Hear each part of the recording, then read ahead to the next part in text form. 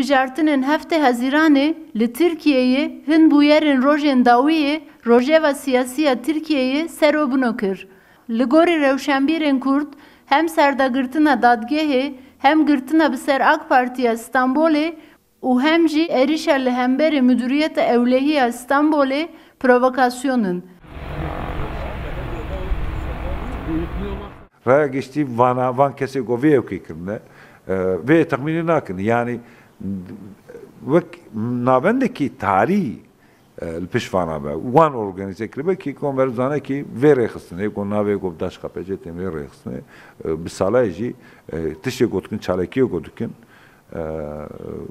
tişe tarih dikin de peyve mesele de akıl ki mezin heye yani akıl ki şükrine Armanca bir aklı careki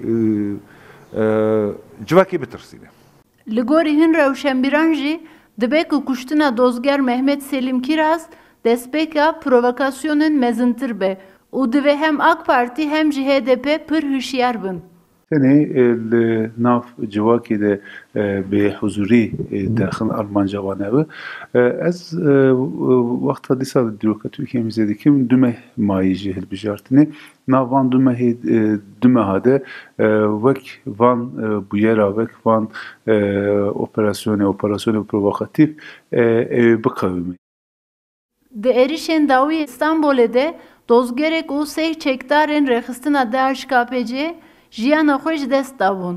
Piştî êrişan bi dehan kes bi hinceta endamtiya vê rêxistinê hatibûn binçavkirin.